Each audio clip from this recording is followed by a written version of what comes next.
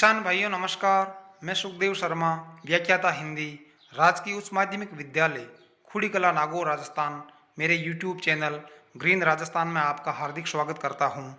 आज हम इस वीडियो में गोबर खाद का तथ्यात्मक आकलन करेंगे जिसे अधिकांश किसान भाई अनजान है। उचित तरीके से गोबर की खाद का उपयोग नहीं करने के कारण कई बार ये खाद फसलों में नुकसान का कारण भी बन जाती है। आइए अब हम चर्चा करते हैं कि गोबर की खाद का सही तरीके से इस्तेमाल करके खाद के पोषक तत्वों को 5 गुना कैसे बढ़ाया जा सकता है। किसान साथियों, खाद का फसल उत्पादन में महत्वपूर्ण स्थान है। जल के अलावा वे सभी पदार्थ जो मिट्टी में मिलकर भूमि की उर्वरा शक्ति में वृद्धि करते हैं खाद कहलाते हैं। जो खाद घास फूस, पेड़ पौधों की पत्तियों, सब्जियों व फसलों के अवशेषों से सड़ गल कर तैयार होती है जैविक खाद कहलाती है। भूमि में पोषक तत्वों का संतुलन बनाए रखने के लिए, भूमि की उर्वरा शक्ति को बढ़ाने के लिए, मिट्टी की भौतिक दशा में सुधार करने के लिए, मिट्टी में वायु संचार, जल धारण क्षमता एवं कार्बनिक पदार्थों की मात्रा में वृद्धि करने के लिए जैविक खाद का महत्वपूर्ण स्थान है। जैविक खादों में प्रथम स्थान पर गोबर की खाद आती है, क्योंकि गोबर की खाद में पौधों की वृद्धि, विकास एवं फलन के लिए आवश्यक सभी पोषक तत्व पाए जाते हैं। पेड़ पौधों के विकास में नाइट्रोजन, फॉस्फोरस तथा पोटेशियम की मुख्य भूमिका होती है।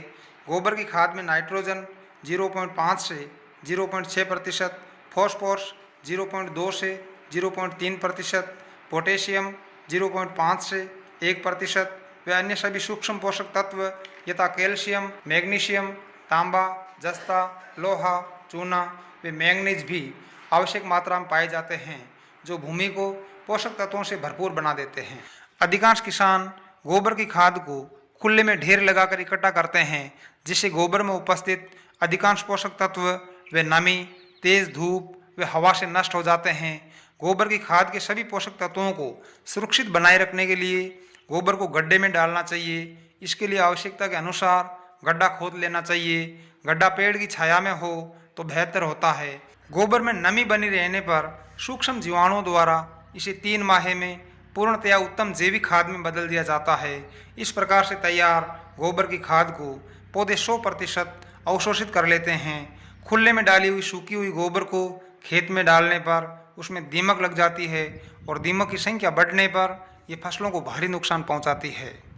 अतः ताज़ा व खुले में पड़ी नई खाद खेतों में न डालें। कम से कम 1 वर्ष पुरानी गोबर खाद जिसका रंग काला व भूरा हो गया हो, वे जिसमें सौंधी मिट्टी जैसी खुशबू आए, वही खाद भूमि के लिए उपयोगी होती है। इस प्रकार की खाद से फसल उत्पादन को कई गुना बढ़ाया जा सकता है।